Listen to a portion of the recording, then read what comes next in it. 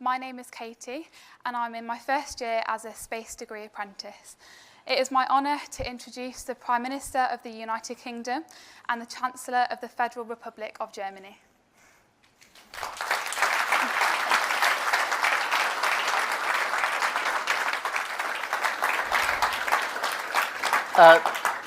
Thank you, Katie. That was really fantastic, and it was really good to meet you earlier on as well, along with the other apprentices. So thank you for introducing us.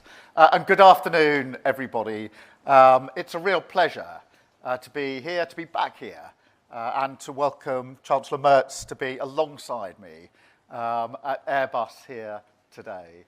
I'm always amazed at this place when I come to visit. It's not my first visit, but thank you again for showing us the amazing work that you do here. This is one of the most cutting-edge facilities in Europe, home to the ExoMars rover, designed with German expertise and built right here in Stevenage. You are driving innovation in defence and space technology and making us all safer and leading us into the future. And this is the heart of what brings Friedrich and I together. We see the scale of the challenges our continent faces today, and we intend to meet them head on. But we also see the scale of the opportunities. So we have a shared resolve to shape this new era with new leadership. The UK and Germany side by side, delivering growth and security and delivering for working people. And that is why earlier today, we did something genuinely unprecedented. Building on our new agreement with the EU, together we signed the Kensington Treaty, the first ever major bilateral treaty between the United Kingdom and Germany. Two great modern European nations. It's an expression of our shared aims and values. But more than that, it's a practical work plan, setting out 17 major projects where we will come together to deliver real results which will improve people's lives. So a historic treaty, a statement of intent and ambition. And we intend to do, amongst other things, as leading NATO powers in Europe, committing not only to our mutual defence, but also to maximise the benefits of our defence spending in the shape of more jobs, more growth, and more security. Under this treaty, we will bring our industries together to boost defence exports by billions of pounds, and will speed up collaboration on high-tech weapons and equipment, strengthening NATO and keeping our people safe. Our economic links already support 500,000 British jobs. So under this treaty, we will go further with e-gate access for frequent business travellers. I know that's something very popular here. A direct rail link and a new UK-Germany business forum to boost investment. Starting today with new investments in the UK worth over £200 million. We're also deepening collaboration on science and innovation, supporting great jobs like those here at Airbus. And we're delivering new infrastructure projects, including in the North Sea energy, to produce power that is cheaper, greener, and more secure. Crucially, we're also working together on illegal migration. And I want to thank Friedrich for his leadership on this, pledging decisive action to strengthen German law this year so that small boats being stored or transported in Germany can be seized, disrupting the route to the UK. And it's a clear sign that we mean business. We are coming after the criminal gangs in every way that we can.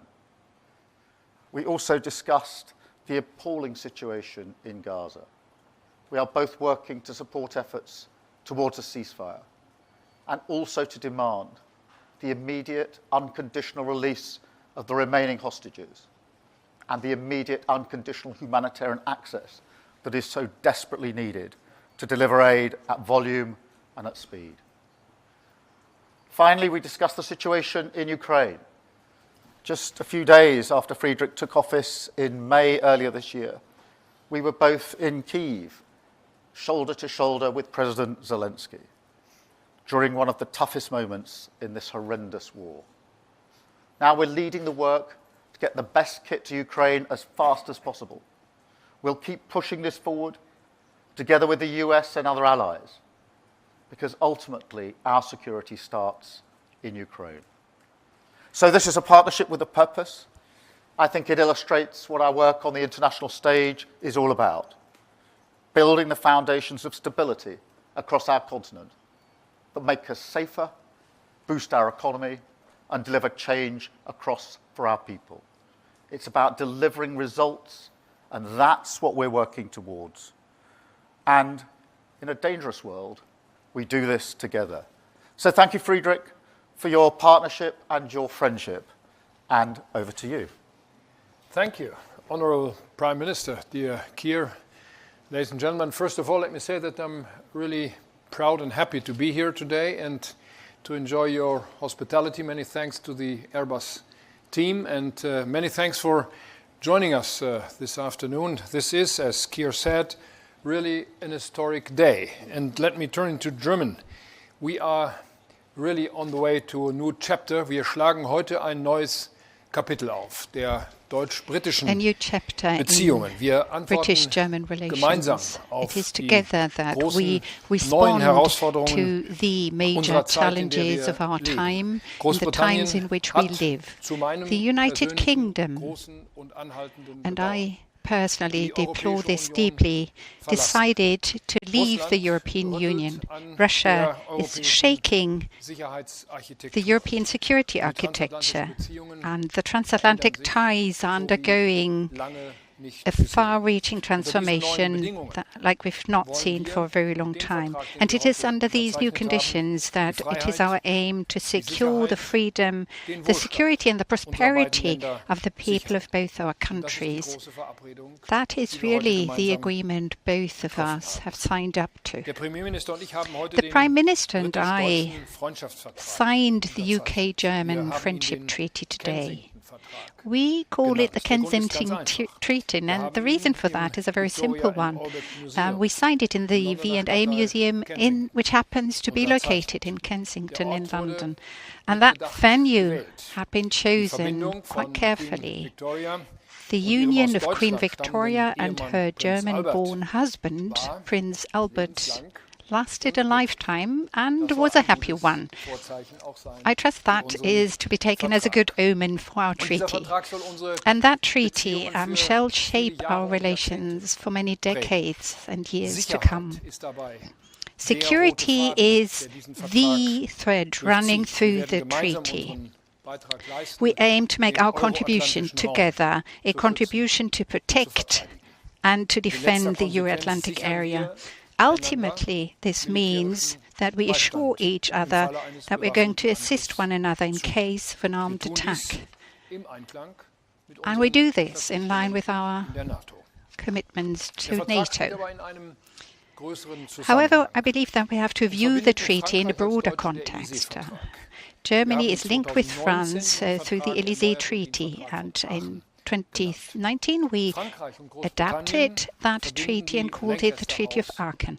The United Kingdom and France are linked by the Lancaster House treaties. These agreements are complementary, thus they complement each other, and therefore it is no coincidence that I happen to be here a week after the state visit of the French President, London, Emmanuel Macron, that is. I will host Emmanuel Macron next week in Berlin, and in autumn we will have the Franco-German Council of Ministers in France. I've given those dates because they demonstrate that the E3, Great Britain, France and Germany, are converging in their positions on foreign policy, on security policy, on migration policy, but also on economic policy issues. However, this dynamic is never exclusive in nature. We're always bearing in mind Poland, Italy and the other, also smaller European partners in whatever decision we take. The new treaty is meant to change something out there, and this is why we agreed an action plan with lighthouse projects today. In the area of security and defense policy, we're building on the Trinity House Agreement of October 2024, not that long ago actually, that it was agreed. Together we are developing conventional standoff weapons and uncrewed systems across all the domains, the air, the sea and the land. This strengthens our deterrence position. We want to ensure that the North Sea is better protected against hybrid threats, and we're working along the eastern flank of NATO, cooperating closely and coordinating closely regarding military support for Ukraine. And you can look also to the economic cooperation. It indicates the innovative strength of our cooperation. It is here in Stevenage that production is being made in the interest of all of us. It strengthens our defense capability in Europe. But we're doing more than just talk about security and defense. What we've agreed with will generate new growth. British and German companies are innovative, efficient and strong. Together they can even better leverage their strength.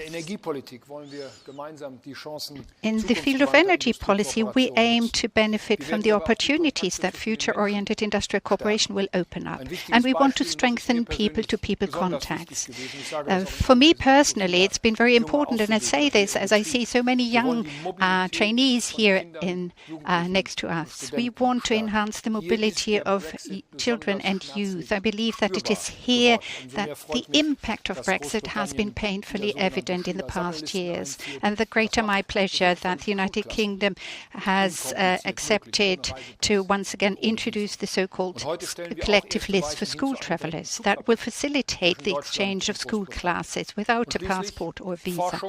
And last but not least, research, technology and innovation.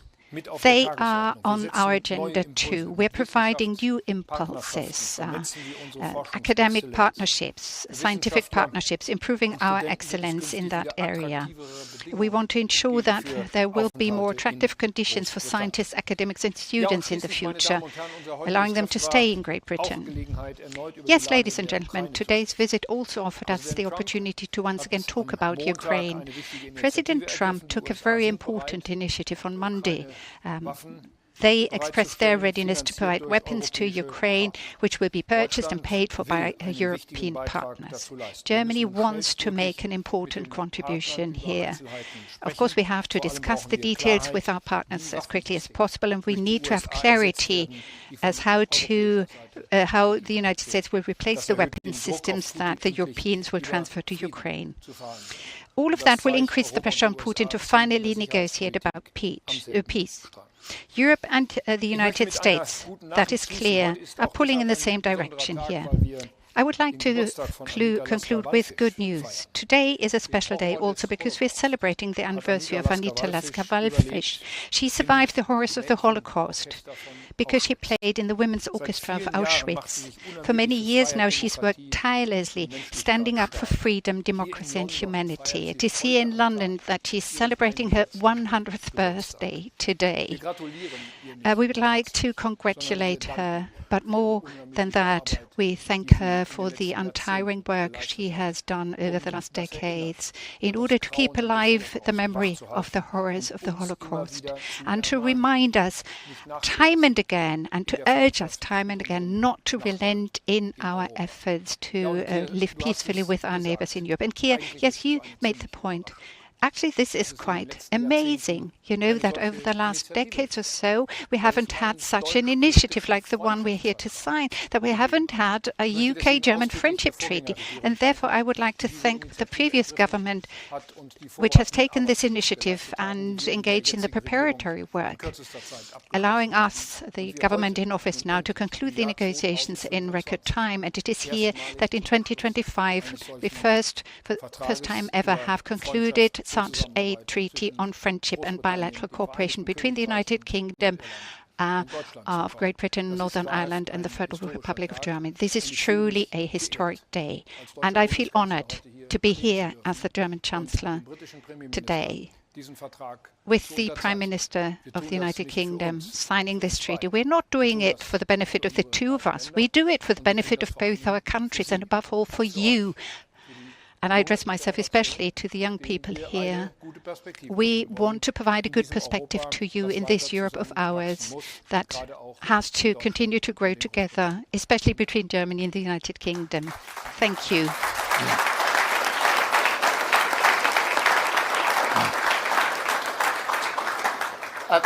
Thank you very much, Friedrich. We'll now take a number of questions. I'm going to start with Beth Rigby from Sky News. Beth. Thank you, Prime Minister. Beth Rigby, Sky News. Prime Minister, on Ukraine, President Trump has signalled he's prepared to sell more weapons to allies to send to Ukraine. The Chancellor just referenced that, including Patriot missile systems. Will the UK be involved, and how much of a game changer will this be? And I need to ask you a domestic question, I'm afraid. In 1997, when 47 MPs voted against Tony Blair's welfare plans, not a single one had the whip removed. He, like you, had a massive majority, but unlike you, he just didn't feel the need to punish MPs. Why are you so rattled by this? Doesn't it look weak? And to the Chancellor, if I may, on illegal migration, you're planning to stop people smugglers using warehouses to store boats, which is very welcome. The French have agreed a trial of a one-in, one-out solution. But aren't Britain's problems being exacerbated by European Union failing to properly police its borders? And aren't you also hurting politically at home because of this? And just quickly on Ukraine, do you think President Trump... I know, this is one question for Beth. I know, sorry, I'm sorry. Do you think President Trump is finally seeing President Putin for who he really is? And how much is that going to help Kyiv? Thank you so much. Thank you. Beth, let me take your two first. On the question of Ukraine, obviously we've been working with our allies and with the US for a very long time now, but particularly intensely in recent weeks, to get to the position we're in now, where the President has made it absolutely clear that he wants Putin to move, and backing that up with capability, both military capability, as it were, but also economic as well. That is really important, and we are discussing it closely. We had a long discussion about it. Today we discuss it almost every time we meet. And we are working together on that. Last week, of course, we had the Coalition of the Willing meeting, where we had US representation there, particularly on the question of sanctions. So we are working hard with the US on this. And I think this shows the strength of Germany, France and the UK working so closely together with other allies in Europe, but also working very closely with the US. On the domestic question, look, we were elected in to change this country for the better, and that means we've got to carry through that change, and we've got to carry through reforms, because we inherited a broken economy and broken public services. No government has inherited both of those ever before, and I'm determined that we will change this country for the better for millions of working people. And I'm not going to be deflected from that. Therefore, we had to deal with people who repeatedly break the whip, because everyone was elected as a Labour MP on the manifesto of change, and everybody needs to deliver as a Labour government. This is about what we're doing for the country, and that's why I'm so determined to press forward with the reforms and the change that we need to bring about. Thank you very much. Friedrich. Thank you for brief questions. Have we brought enough time for today? And so I'm free. I have no other meeting today. No. Zuerst zur Ukraine. Let me respond to the question regarding Ukraine first. I'm very grateful indeed that President Trump once again expressed his readiness in the past few days to continue to assist Ukraine by providing weapons. Over the last few days, we reached an agreement making sure that from the European continent new Patriot systems would be supplied to Ukraine, and that these will then be replaced by the United States, because we too have to preserve and maintain our defense capabilities. So I take it that the defense ministers will be reaching arrangements as to the logistics side of things these hours as we stand here, so as to make good on what the President of the United States promised.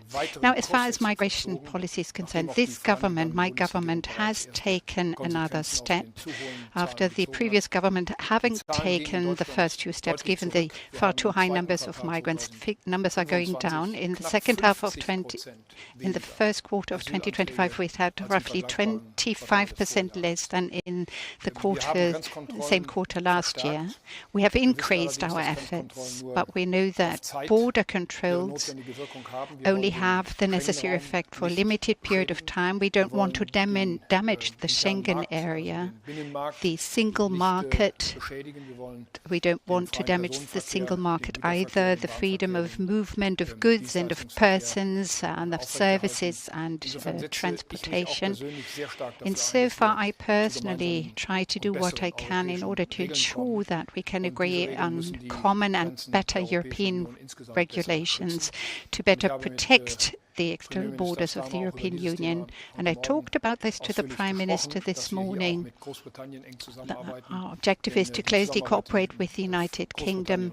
The cooperation between the United Kingdom and France that was agreed last week has to be complemented by an agreement that we aim to achieve between the three of us, UK, Germany, France. We want to stand up and drastically reduce illegal migration in Europe. We are on a good path, but we haven't reached the target yet. That last answer, if I may, because I'm really grateful to the Chancellor for leading on this in relation to the change in German law, which is hugely important to us.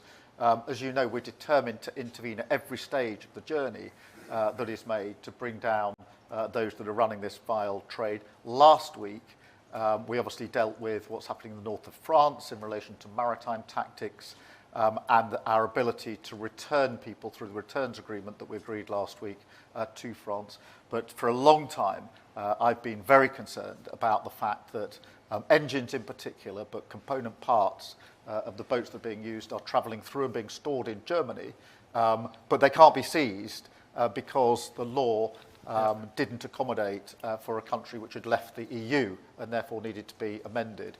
And I am very grateful for the Chancellor, and we've discussed this at great length on a number of occasions, is now going to change the law, introduce the necessary legislation so that we can intervene in that place. And that is the kind of leadership and cooperation that is necessary if we're going to deal with this issue. And it should be seen, as the Chancellor says, alongside the work we did with France last week. And I endorse everything that was said about the strength of the E3 relationship. Germany, France and the UK leading not just on defence and security in Europe, but on many other issues as well, most of which are reflected in the treaty that we signed this morning. Thank you very much. Can I go to Anne from Politico? Anne, please. Hello, Anne McElvoy from Politico. Prime Minister, Herr Bundeskanzler.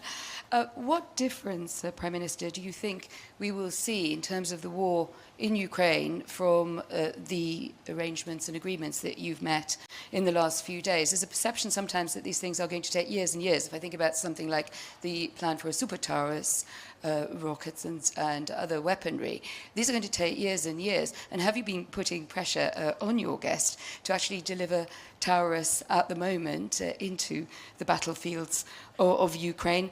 And also with that in mind, before I switch over to the Bundeskanzler, what about perhaps raising pressure through economic sanctions on Russia? And is that something you've been both advocating for with the US President?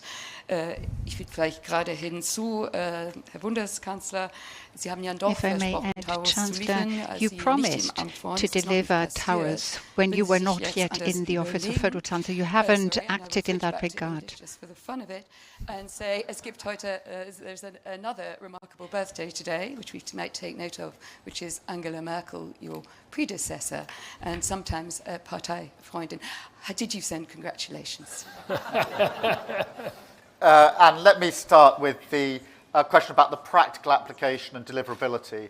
I think the treaty we signed this morning should be seen as, first and foremost, a work plan that we can operate to straight away in terms of our cooperation, particularly on defence and security, and the discussion that we've been having for some time between ourselves, which is that as each of our countries and other countries in Europe scale up their defence spending, it is important that that isn't just seen as a spending issue in isolation. It has to be seen as an opportunity for us to coordinate and cooperate together in procurement, in production, etc. So this is a very meaningful and changed and new forging together of what we will do on defence and security, and we can start that straight away. The Trinity House agreement that we had was really important, and we signed that last year. So there is already work ongoing.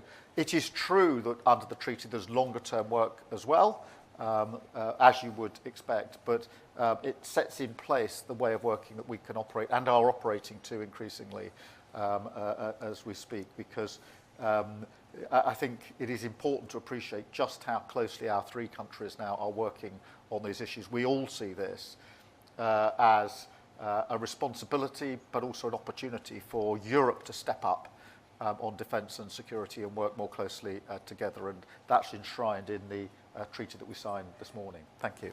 Friedrich. Wir haben über die militärische Unterstützung der Ukraine natürlich discussed military support to Ukraine in great detail, of course, not only about air defense, but also capabilities for Ukraine to use deep strike systems to better defend itself, or rather, as we call them, long-range fires. Very shortly, very soon, the Ukraine will receive additional support in that regard, also through industrial cooperation that we have started with Ukraine. We're not going to talk publicly about the details here, but the Ukraine will be much better positioned and use these systems and get the support of us with regard to those systems in the weeks and months to come. And I very much hope that the American administration will work with Congress in order to take those decisions that have been prepared for a couple of weeks and months now. We are in touch with a number of senators, Keir Starmer and I, and we do hope very much that this will lead to the respective decision on the part of the American administration. Thank you for pointing out to me that Angela Merkel is celebrating her birthday today. Of course, I sent her my best wishes. And should she become as old as Anita Lasker-Wallfisch today, I will congratulate her publicly. Thank you. Thank you very much. I'll go now to Michael Fischer from DPA. Yeah. Thank you, Prime Minister. Herr Bundeskanzler, eine Frage an Sie zunächst Chancellor, a question to you first, if I may, coming back to the Patriots. When you say that in the next few hours an agreement will be reached as you see it, how quickly can this actually take place, the delivery of the Patriots? How many will be delivered, and which are the countries that will participate except Germany? Both of you, to what extent are you both willing to buy weapons in the US to deliver to Ukraine, even beyond air defense? And since we are here at Airbus Defence and Space, one question to weapons exports in general, which is part of the treaty. Did you talk about the export of Eurofighter Typhoon? And are you both ready to deliver them to Turkey? Yeah. You first? No, you go first. Yeah. Okay. Well, Mr. Fischer, just to be clear, I didn't say that this decision will happen in the next few hours, but the defense ministers are negotiating as we stand here also with regard to the details concerning the delivery. So how can we make sure that Ukraine is being supplied with the necessary systems? These systems have to be transported there. They have to be set up. It's not a matter of hours, but perhaps a question of days or weeks. But we are it's a concrete thing. We have not. The readiness has been expressed on the side and the part of the Americans to engage with us in that regard. As far as export authorizations are concerned, we have not had a decision yet, but we are on the path towards a good decision that will lead or should make possible such an export license.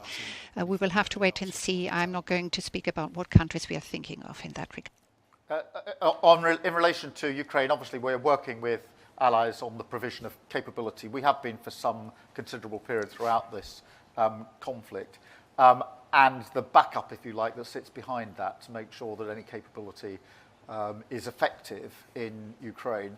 And that's why we've done, amongst other things, a lot of leading work on the training of those who are in Ukraine, those that are going to the front line in relation to the capability that is being provided. So the two marry up together, and we'll continue to do so. And this is now an intense period as we go through the remaining days of this 50-day period, and it has to be coupled with economic pressure and the sanctions that will be necessary if Putin doesn't come to the table. President Zelensky has shown months ago now his willingness to come to the table in pursuit of lasting peace. It's now for Putin to come to the table. And I think that's very clear from what President Trump has said in recent days. On the question of exports, we discussed this today at some length, and that we intend to have export campaigns more jointly together, coordinated together. That is a good thing for both of our countries, and it's a good thing for Europe and beyond. And so we have not only discussed that, but also begun to take the steps to make sure that this is much more coordinated, much more joined up, and much more cooperative. And again, all of this is further evidence of the closeness of the relationship as it now is between Germany and the UK, and a statement of intent about how we intend to work going forward. Thank you very much. And I think I've got Arne from Bloomberg. Ja, thank you. Herr Bundeskanzler, eine Frage zum Chancellor, a question regarding the EU budget, the proposal submitted by Brussels yesterday.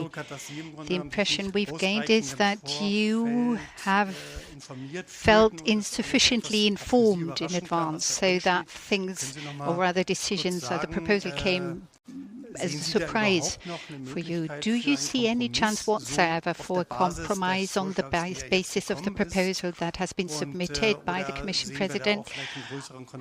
Or do we foresee a major conflict here between Berlin and Brussels and possibly other capitals in Europe? And to the Prime Minister, I just asked the Chancellor about the EU budget, so you are probably lucky that you don't have to deal with that anymore. But I wanted to ask you on Ukraine and your proposal, which I think originally comes from you, for peacekeeping forces for Ukraine.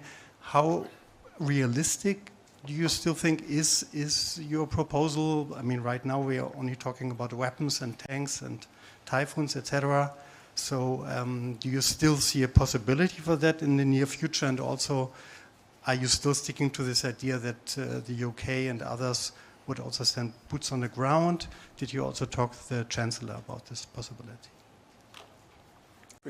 Ja, Herr Dev, vielen Dank für die Thank you, Mr. Frage. Dev, for your question. Wir haben über diese Themen We gesprochen in der talked Europäischen Union. about Das these war auch bereits issues in Thema the am European letzten Union, Europäischen and it was on the Rat. agenda of the last Die European Details Council. werden natürlich Of course, in the der details Kommission are being erarbeitet. drafted and bin prepared by the Commission of the nicht European überrascht Union. gewesen, I sondern, wasn't taken es war by ein Prozess, der surprise. offensichtlich in der This Kommission was a auch, process, has been a ziemlich, process ein that ziemlich hartes Ringen meant beinhaltet quite a tough struggle Der within Vorschlag, the der jetzt auf dem Commission. Tisch, liegt, The ist proposal in that's einer been Hinsicht put on the gut, table now dass nämlich is die good Proportionen to the extent zwischen that den it einzelnen Ausgaben neu gewichtet werden, dass vor allen Dingen in changes the der weighting of the Verteidigung und in different der positions. Sicherheit, Defense viel and mehr gemeinsam in der security Europäischen Union tun wollen. is an area now Und, where we clearly identify was that we in the wir European Union diskutieren intend to do müssen, ist more die than Höhe we've des done so Budgets far, but und ist what die needs to Finanzierung be des discussed Budgets. is the Und, total amount ich will of the aus meiner Sicht budget sagen, and how was, it is funded. nicht As I in see it, Frage I'd like kommt, to ist say eine that I Besteuerung der cannot Unternehmen accept durch die a Europäische tax on Union. Dafür fehlt der companies Europäischen Union auch by the die European Union. I Rechtsgrundlage. don't think there's Wir any könnten das legal einstimmig basis beschließen, allowing wenn the es European nötig Union to wäre, do so. aber We could take können a es für unanimous Deutschland vote on ausschließen, that dass if wir need be, wöchentlich but as far as mitgehen. Germany is concerned, Können wir I can nicht. Wir exclude senken gerade Germany die pursuing such Unternehmenssteuerbelastung an approach. in Deutschland, um die Our aim Spielräume is not für to die increase the Europäische burden on Union zu schaffen, companies die zu in erhöhen. order to Das kommt nicht in create Frage. leeway for the European Und wir werden Union. uns über Haltung That und is Halten not müssen, wie die acceptable. We Finanzierung will des also have to EU-Haushalts discuss vor the allen way Dingen in which which the budget is being funded. Question, you know, indebtedness, increasing debt has been used for exceptional purposes, but what we're experiencing these days is in a way the new normal. But in this new but unfortunately also normal side, the European Union will have to make do with the funds that it has at its disposal. So this means it will be a tough struggle for the next 2 years in order to make sure that the MFR, as far as that MFR is concerned, it will be a tough strife in the next 2 years. In relation to Ukraine, I think it's really important to see how this all fits together. The first thing we need to do is to get Putin to the table for an unconditional ceasefire. And that is why we've been talking for some time about peace through strength. And that is why we must provide Ukraine with the capability it needs to be in the strongest possible position, and hence the intense work in recent days and weeks on capability. But that's not new. That's a discussion that's been going on for a very, very long time, coupled, of course, with the economic sanctions, again, intended to get us to the position where Putin gets to the table and we are beginning that discussion about peace and a ceasefire. But the reason the Coalition of the Willing was set up in the first place is because it must then be, if we get to that point, a lasting peace. Because we've been to this point before where we've had a cessation in the conflict only for that to be breached by Putin, and we cannot go down that route again. That was the thinking behind the Coalition of the Willing, and the question we are answering is what then do we need to have in place in order to ensure that if there is a peace, if there is a ceasefire, it is a lasting ceasefire. I'm very glad that we began that work months ago now, and we've had our military planners from a number of countries working on plans. They are plans for the air, for the sea, and yes, for land. And the fourth component is strengthening the Ukrainian capability itself to ensure that that remains in place and is stronger after any ceasefire. So they're the four component parts. That does include a land element. I'm satisfied, and so are the other members of the Coalition of the Willing, that those plans are now completed as far as they can be until we get to a ceasefire, which is why we had the meeting of the Coalition of the Willing last week to sign off those plans. But they are advanced plans now. They are capable of being operationalised. I am convinced that we've got to this stage that it's important we did that work now. I wouldn't want to start that work after a ceasefire because it takes time to get military plans that are pretty specific in place. We now have them in place. There's a headquarters in Paris, which has been now in place for about a month.